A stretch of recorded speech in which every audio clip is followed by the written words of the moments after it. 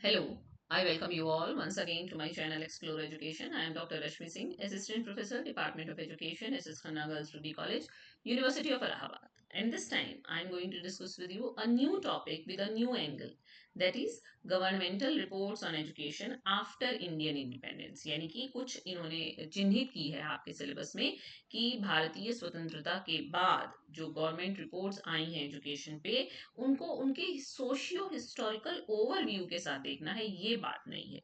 हम लोगों ने रिपोर्ट्स जानते हैं, हम एजुकेशन कमीशन जिसको कोठारी कमीशन कहते हैं हम जानते हैं, हम एनपीई 1986 के बारे में और एनईपी 2020 के बारे में जानते हैं, लेकिन इसमें जो नया ट्विस्ट है वो है सोशियो हिस्टोरिकल ओवरव्यू। यानी कि अब हर रिपोर्ट को हम उसके सामाजिक और ऐतिहासिक परिप्रेक्ष्य में देखेंगे। तो सबसे पहला तीन ही इसमें है, education commission, NPE and NEP. तो एजुकेशन कमीशन से शुरू करते हैं। 1964 में ये कमीशन गठित हुआ और 1966 में इसने अपनी रिपोर्ट सबमिट की। कोठारी कमीशन के नाम से ज्यादा जाना जाता है। चेयरमैन डॉक्टर डीएस कोठारी साहब थे और इसका जो हेडिंग थी वो थी एजुकेशन एंड नेशनल डेवलपमेंट, यानी कि शिक्षा एवं राष्ट्रीय विकास। तो सोशियो हिस्टोरिकल कंटेक्स्ट इसका देखिए, पोस्ट इंडिपेंडेंस नेशन बिल्डिंग चल रहा था। India in its second decade of independence, स्वतंत्रता प्राप्ति के पश्चात लगभग 20 वर्ष हो गए थे, दूसरा दशक चल रहा था। Nehru's vision of a scientific temper and modern democratic nation needed a reformed education system. जो नेहरू का विजन था साइंटिफिक टेम्पर का, उसके हिसाब से और जो आधुनिक आपकी लोकतांत्रिक राष्ट्र की मांग थी उसके हिसाब से एजुकेशन सिस्टम में रिफॉर्म जरूरी था। Cold war and Sputnik effect भी इस पे पड़ा। Soviet space success alarm the world, है ना। जो सोवियत रूस ने जो स्पेस में जो उसको सक्सेस मिली, उसने दुनिया भर को मतलब अलार्म किया, जगाया कि मतलब साइंस की कितनी जरूरत है। Emphasis globally shifted to science technology and math education. इससे जो शिक्षा का जो इम्फेसिस था वो शिफ्ट हो गया पूरे विश्व में विज्ञान, तकनीकी और गणित के ऊपर। India responded by prioritising science education. Bharat ने भी विज्ञान की शिक्षा को प्रायोरिटाइज करके इसके प्रति अपनी प्रतिक्रिया दी। Then 3 plans already passed. इसके पहले आई एम सॉरी, इसके पहले 3 पंचवर्षीय योजनाएं बन चुकी थी। फर्स्ट 3 5 ईयर प्लान 1951 से 66 तक बन चुके थे। Revealed that education remained colonial in structure despite political independence. और वो ये बता रहा था, ये रिपोर्ट्स बता रही थी, ये योजनाएं बता रही थी कि राजनीतिक रूप से स्वतंत्रता मिलने के बावजूद जो शिक्षा है वो अभी भी कोलोनियल ही है ना। Qualitative reform was urgent. ये माना गया कि जो इसका गुणात्मक सुधार है वो एकदम समय की मांग है, अर्जेंट है। फिर नेहरू की डेथ होती है 1964 में और पॉलिटिकल ट्रांजिशन का फेज आता है। Commission was appointed in mid 1964 just as India was transitioning after Nehru. The report reflects both Nehruvian idealism and new realism of post Nehru era. तो ये सब इसका सामाजिक और ऐतिहासिक परिप्रेक्ष्य है कि कब ये गठित हुआ ये आयोग। और इकोनॉमिक अंडर डेवलपमेंट था, देश में उस वक्त गरीबी थी, मैसिव पॉवर्टी थी, बहुत ज्यादा लोग गरीब थे। लिटरेसी रेट 28% से भी कम था। एग्रीकल्चरल डिपेंडेंस थी and need for industrialisation made skilled man power development a national priority. और जो औद्योगिकरण की आवश्यकता थी उसने ये मांग की कि देश में मतलब राष्ट्रीय ये प्राथमिकता का लक्ष्य है कि स्किल्ड मैन पावर का डेवलपमेंट जरूरी है। तो ये किसके थ्रू होगा? एजुकेशन के थ्रू। ओके, तो की रिकमेंडेशंस इसकी देख लीजिए, इसके बारे में हम लोग पहले से जानते हैं। कॉमन स्कूल सिस्टम की बात की कोठारी कमीशन ने। Neighbourhood schools for all children regardless of class, किसी भी क्लास का बच्चा हो, नेबरहुड के सभी बच्चे कॉमन स्कूल में पढ़ेंगे। Aimed at reducing social stratification in education, जिससे सामाजिक स्तरीकरण घटे। साइंस और मैथमेटिक्स को प्रायोरिटी दी गई। Emphasis on teaching science from early stages. इसी समय आईआईटीज एनआईटीज की नींव रखी गई। India tech prowess has roots here. यहीं से भारतीय तकनीकी के क्षेत्र में जो भारत ने उन्नति की है उसकी नींव यहीं रखी गई। 10+2+3 का स्ट्रक्चर आया जो अभी तक चल रहा था। रिप्लेस्ड इनकंसिस्टेंट कोलोनियल स्ट्रक्चर, इसने जो इनकंसिस्टेंट कोलोनियल स्ट्रक्चर था उसको रिप्लेस किया। 10 साल की स्कूलिंग कही गई प्लस 2 साल का हायर सेकेंडरी और 3 साल का graduation. Now standard nation wide, मतलब अभी तक था। और 3% जीडीपी था जो कहा गया। हालांकि कोठारी कमीशन के समय से कहा जा रहा है कि शिक्षा पर 6% जीडीपी खर्च होना चाहिए, लेकिन ये अभी तक हम हासिल नहीं कर पाए हैं। Landmark recommendation that India spend at least 6% of national income on education 3% of GDP was immediate target, मतलब 3% ऑफ जीडीपी तो इमीडिएट टारगेट रखा गया, यानी कि 3% से भी कम था, लेकिन कहा गया कि हमें इसको बढ़ा के 6% तक ले जाना होगा। वर्क एक्सपीरियंस, मैंने आपसे पहले भी, बहुत पहले और कई बार डिस्कस किया है, वर्क एक्सपीरियंस वो कोठारी कमीशन की रिकमेंडेशन थी। एजुकेशन, उसने कहा था कि शिक्षा को प्रोडक्टिव काम से जोड़िए, vocational integration all levels to bridge theory practice divide. उसने कहा था कि हर स्तर पर व्यावसायिक एकीकरण होना चाहिए, वोकेशनल इंटीग्रेशन होना चाहिए, जिससे कि जो सैद्धांतिक शिक्षा है और जो प्रायोगिक शिक्षा है उसके बीच का अंतर खत्म हो।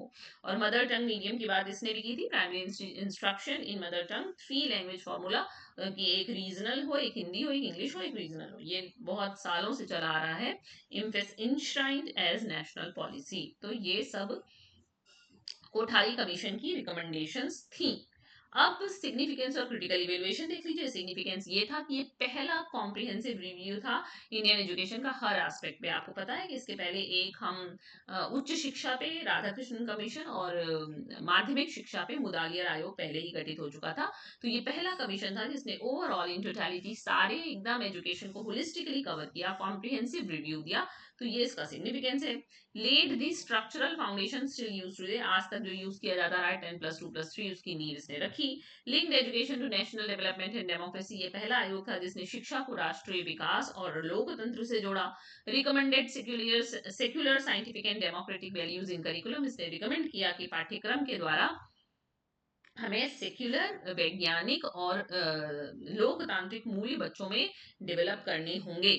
इसी ने 1968 की राष्ट्रीय शिक्षा नीति की नींव रखी। India first national policy on education and emphasised teacher dignity, destiny of India is being shaped in classrooms. जब वो कह रहा है तो वो शिक्षक की डिग्निटी की भी रक्षा की बात कर रहा है।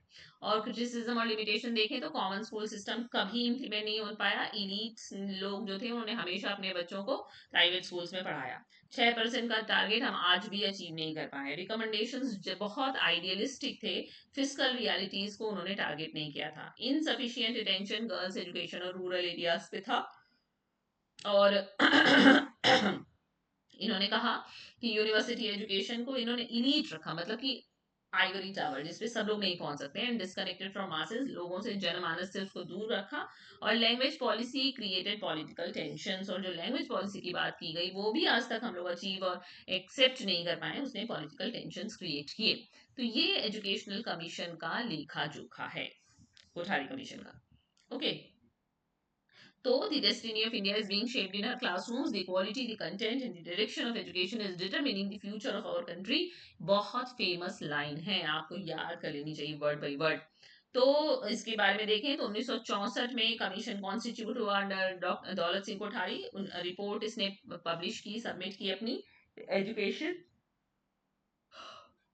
जब बोलना शुरू करो तो नींद आने लगती है। हालांकि नींद आ नहीं रही थी, लेकिन जब बैठो तो समझ में आता है कि हाँ थकान थी शायद। और रिपोर्ट जो इसने अपनी सबमिट की वो शिक्षा और राष्ट्रीय विकास के नाम से। और 1968 में इसी इसी पॉलिसी, इसी कमीशन ने राह दिखाई कि इंडिया की पहली नेशनल पॉलिसी ऑन एजुकेशन को आकार मिला, उसने वो अडॉप्ट की गई, largely based on Kothari recommendations. Kothari commission पे ज्यादातर वो बेस्ड थी।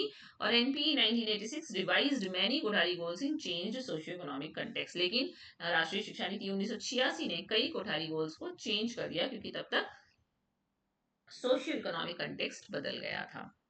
ठीक है, अब आ जाइए नेशनल पॉलिसी ऑन एजुकेशन, जो कि 1986 में आई। इसका रिवाइज्ड पीओए 1992 में आया।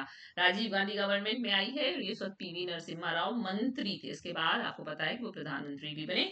और इसका जो हेडिंग थी वो थी education for equality and excellence.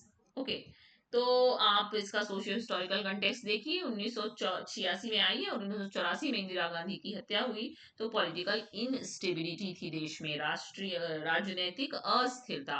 Rajiv Gandhi came to power with massive mandate after 1984, लेकिन उसके बाद राजीव गांधी जो है वो बहुत बड़े जन संग्रह, मतलब जनता ने उनको चुना, जनमत के साथ सत्ता में आए।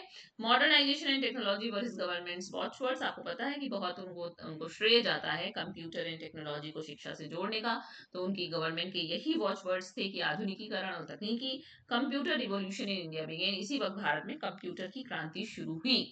20 years of neglect after Kothari, देखिए पूरे पूरे 20 साल है, 1966 में वो सबमिट कर रही है, 1986 में ये आ रही है, तो 20 सालों का नेग्लेक्ट हुआ कोठारी कमीशन के बाद, कि उनके जो रिकमेंडेशंस थे वो लार्जली अनइम्प्लीमेंटेड, बहुत कम जो हुए वो लागू हुए, बहुत सारे लागू हुए बिना ही रह गए। NPE 1968 was only a policy statement. By 1986 India needed a comprehensive implementation plan, not just vision, है ना। तो 1968 में भी आई है पॉलिसी, वो केवल एक पॉलिसी का स्टेटमेंट था, लेकिन 1986 में जब आई है तो वो एक कॉम्प्रिहेंसिव इम्प्लीमेंटेशन प्लान था। इसने ऑपरेशन ब्लैक बोर्ड और इक्विटी कंसर्न्स की बात की, stark rural urban gender and caste divides in education ने इस बात पर बल दिया कि शिक्षा में जाति के हिसाब से, लिंग के हिसाब से, शहरी अमीर गरीबी के हिसाब से, शहरी ग्रामीण के हिसाब से भेदभाव नहीं होना चाहिए। Millions of girls never enrolled, उस वक्त का ये आंकड़ा है कि करोड़ों लड़कियां स्कूल्स में इनरोल ही नहीं हुई, एससी एसटी तक स्कूल्स की पहुंच बहुत कम थी, और इक्विटी एक सेंट्रल कंसर्न बनकर उभरा। कोल्ड वॉर इस वक्त खत्म हुआ और ग्लोबलाइजेशन की शुरुआत पूरे विश्व में हो गई थी, वर्ल्ड इकोनॉमी शिफ्टिंग, वर्ल्ड की इकोनॉमी शिफ्ट हो रही थी। 1991 में liberalisation was just 5 years away, है ना। NPE 1986 presciently pushed for vocational education and technology integration, तो मतलब ये सब वैश्विक परिदृश्य में चल रहा था कि कोल्ड वॉर खत्म हो रहा था, वैश्वीकरण शुरू हो रहा था, एलपीजी लिबरलाइजेशन प्राइवेटाइजेशन का दौर था, और सोशल मूवमेंट्स का राइज था जैसे Dalit movement, women's movement and demands for OBC representation shaped political consciousness. तो राजनीतिक चेतना को आकार कहाँ से मिला? जो इतने आंदोलन हो रहे थे, चाहे वो दलित कर रहे थे, चाहे वो महिलाएं कर रही थी, चाहे ओबीसी रिप्रेजेंटेशन के लिए हो रहा था, education policy had to respond to equity demands of marginalized communities। education policy को respond करना ही था कि वो इन सीमांत समुदायों की मांगों को इक्विटी के साथ ट्रीट करे। देन एनपी 1986 के की फीचर्स और प्रोग्राम्स देख लीजिए। एनसीएफ की बात की गई इस वक्त पहली बार, national core plus state flexibility model, common curriculum across India with local adaptation. कहा गया कि पूरे भारतवर्ष में एक ही कॉमन करिकुलम होगा, लेकिन उसको आप अपने कंटेक्स्ट के हिसाब से, लोकेलिटी के हिसाब से चेंज, मॉडिफाई, अडेप्ट करने के लिए स्वतंत्र थे। फिर ऑपरेशन ब्लैक बोर्ड हो गया,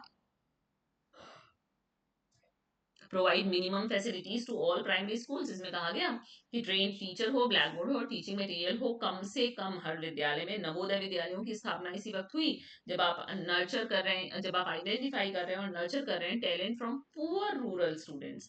इग्नू और डिस्टेंस एजुकेशन की इस वक्त शुरुआत होती है। Indira Gandhi national open university establish 1985 में हुई है। NPE 1986 gave it national mandate for mass higher education, और राष्ट्रीय शिक्षा नीति 1986 ने इसको राष्ट्रीय एक मैंडेट दिया ताकि जन समुदाय तक हम उच्च शिक्षा को पहुंचा सकें। वोकेशनलाइजेशन की बात हो रही है। 25% of secondary students to be diverted to vocational streams by 1990, connecting education to employment. ये जो है शिक्षा को रोजगार से जोड़ रहा है। और डीपीईपी की स्थापना हुई, district primary education programme, decentralise planning for primary education, precursor to Sarva Shiksha Abhiyan. यहीं से सर्व शिक्षा अभियान बनने की यू कैन से की नींव डाली जा रही है, उसका ये प्रिकर्सर है जब हम डीपीईपी की बात करते हैं कि प्राइमरी एजुकेशन में विकेंद्रीकरण योजना होनी चाहिए। विमेन्स एजुकेशन की बात हुई, जिसको कि कोठारी कमीशन ने ध्यान नहीं दिया था। Education as a tool of women's empowerment, इसमें कहा गया महिला समाख्या प्रोग्राम चलाए गए रूरल विमेन के एम्पावरमेंट के लिए। और मिनिमम लेवल्स ऑफ लर्निंग एमएलएल की बात हुई। For first time defined minimum competency students must achieve at each level. यहाँ पे पहली बार ये तय किया गया कि हर विद्यार्थी को न्यूनतम स्तर पर कौन कौन से कॉम्पिटेंसीज या दक्षता उसके पास होनी चाहिए। ये एक तरीके से एक अकाउंटेबिलिटी शिफ्ट था। और इसका सिग्निफिकेंस और रिवीजन का क्रिटिसिज्म देख लीजिए। सिग्निफिकेंस ये है कि पहली पॉलिसी है जिसने एजुकेशन को इंस्ट्रूमेंट ऑफ सोशल चेंज माना। इसने इक्वालिटी का कंसेप्ट इंट्रोड्यूस किया थ्रू एफर्मेटिव एक्शन। इसने इंस्टीट्यूशनल शेप दिया इग्नू को, इसकी वजह से नवोदय विद्यालय स्थापित किए गए। इसने पहली बार विमेन के एम्पावरमेंट की बात की थ्रू एजुकेशन, और प्रोग्राम ऑफ एक्शन ने इम्प्लीमेंटेशन का रोड मैप दिया। लेकिन क्रिटिसिज्म क्या है कि vocational targets never met resistance from students and society. कभी भी व्यावसायिक टारगेट्स को मीट नहीं किया जा सका, उसका विरोध सबने किया, विद्यार्थियों ने भी और समाज ने भी।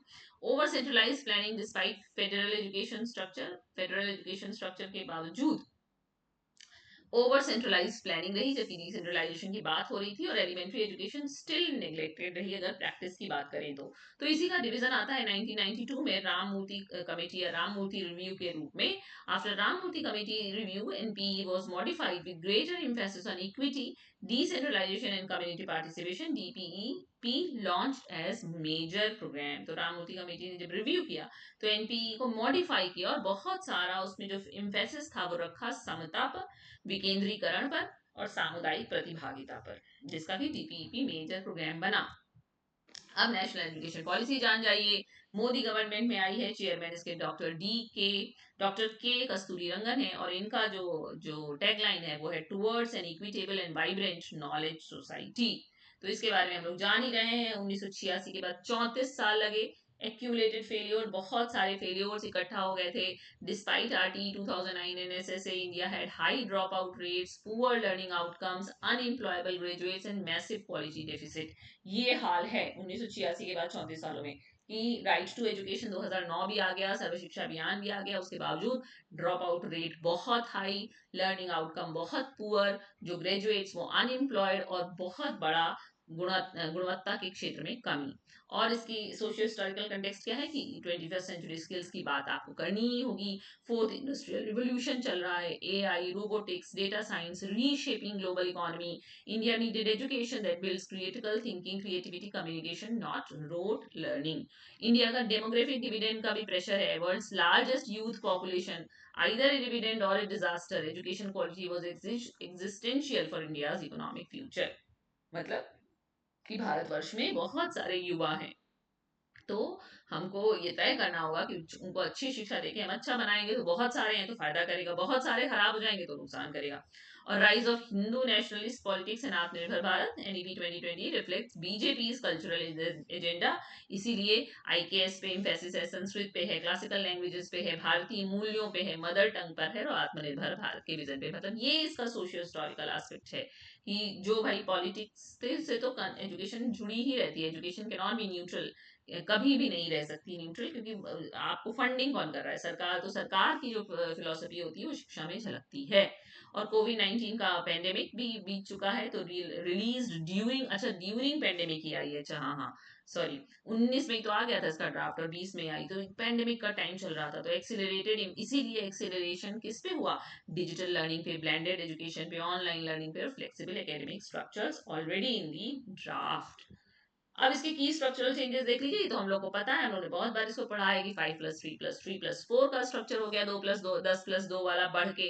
एकेडमिक बैंक क्रेडिट की बात हो गई कि डिजिटल क्रेडिट रिपोजिटरी हर बच्चे का बनाया जाएगा, वो मल्टीपल एंट्री एग्जिट कर सकता है कॉलेज से, उसके क्रेडिट इंस्टीट्यूशंस के बीच में टारगेट की, मतलब कि ट्रांसफर हो सकते हैं। मल्टी डिसिप्लिनरी हायर एजुकेशन की बात की गई कि students can study physics plus music plus history, आप उसे बांधिए नहीं। 6% जीडीपी के टारगेट को फिर से दोहराया गया, अभी भी ये 4.5% ही है। मदर टंग टिल ग्रेड 5, कहा गया कि 5वीं कक्षा तक जो भी बालक है उसको उसकी मातृभाषा में पढ़ाया जाए। No rigid streams at secondary, और कोई सेकेंडरी स्तर पर रिजिड स्ट्रीम नहीं होगी। स्टूडेंट्स मिक्स कर सकते हैं वोकेशनल को एकेडमिक से, एकेडमिक को करिकुलर से, in grade 9 to 12 at the end of science arts या कॉमर्स सेपरेशन। और हम लोग के समय तो बिल्कुल नहीं था, साइंस का बच्चा तो आर्ट्स के विषय में सोच भी नहीं सकता था। और इंडियन नॉलेज सिस्टम की बात है कि integration of classical knowledge, yoga, Ayurveda, Sanskrit, Indian philosophy, traditional arts in curriculum, and technology and digital integration की बात है कि national digital education architecture NDEAR की स्थापना हुई है। दीक्षा प्लेटफॉर्म है India to be global leader in edtech. Okay, edtech ये एजुकेशनल टेक्नोलॉजी से बना है।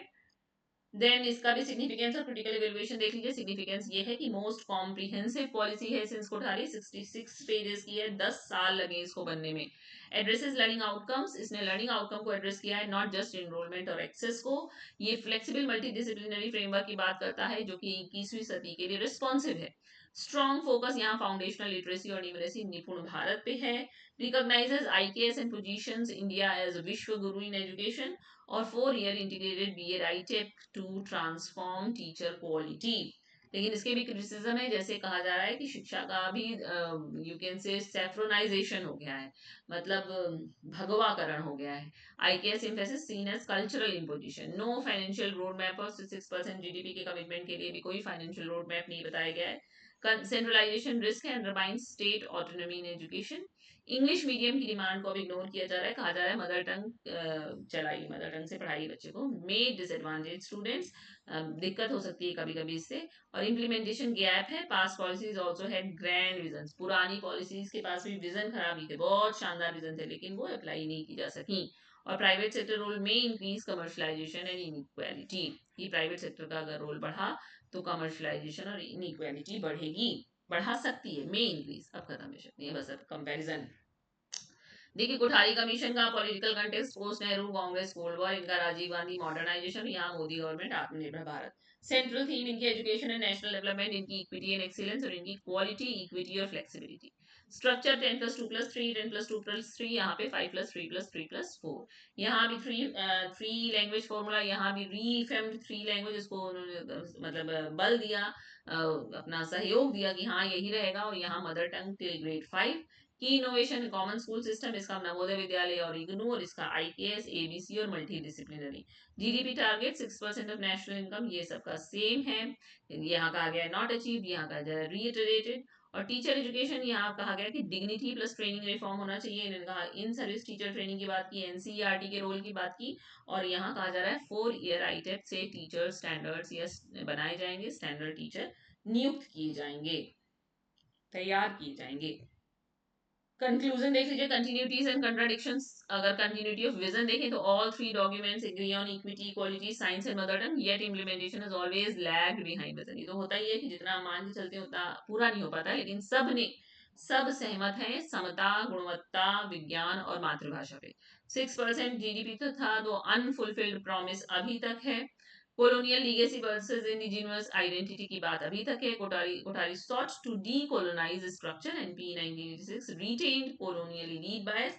NEP 2020 actively promotes IKS as decolonizing move, यानी कि सबने थोड़ा थोड़ा काम इस पर किया है। Centralization versus federalism, education is on the concurrent list. All three policies show strong centralizing tendencies, tension with India's federal spirit। यानी कि ये जो आपका लास्ट में जो आ रहा है, जब शिक्षा समवर्ती सूची में आ गई है, तो ये दिखा रहा है कि कितना राज्य उसको फंडिंग करेगा, कितना केंद्र करेगा। तो सेंट्रलाइजेशन वर्सेस फेडरलिज्म की बात है इन पॉलिसीज में। और पॉलिसी और प्रैक्टिस का गैप है, हमेशा ग्रैंड विजन रहा है, बड़ी बड़ी बातें की गई जिनको हम अचीव नहीं कर पाएंगे। Gravest challenge not vision but implementation. Vision है हमारे पास लेकिन उसको इम्प्लीमेंट करने में कमी है। Teacher preparation, physical allocation and political will remain the real bottlenecks. यही सुधार लें तो हमारा काम सही बन जाएगा, सही बैठ जाएगा, सही पे टीचर प्रिपेयर हो, फिजिकल एलोकेशन सही हो, कोई दिक्कत ना हो, एंड पॉलिटिकल विल, और जो आप चाह रहे हो देश की शिक्षा के द्वारा सबकी उन्नति, वही पॉलिटिकल विल भी हो, तो काम आसान हो जाएंगे। तो ये रहे हमारे 3 गवर्नमेंटल रिपोर्ट, एजुकेशन कमीशन जिसको कोठारी कमीशन कहा जा रहा है, फिर आपका राम मूर्ति कमेटी या मतलब एनपीई 1986, और फिर एनईपी 2020। तो इनका सोशियो हिस्टोरिकल कॉन्टेक्स्ट के साथ, सोशियो हिस्टोरिकल एंगल के साथ, ये किस समय बनी, उस समय क्या देश काल परिस्थिति में चल रहा था, उसी हिसाब से उसके रिकमेंडेशंस भी हैं। ओके, सो इट आप कह सकते हैं कि पुराना टॉपिक था पर नए कलेवर में था। ओके, तो ये आपके न्यू जो सिलेबस आया है बीए का, उसमें है ये topic. Okay, so thank you for watching.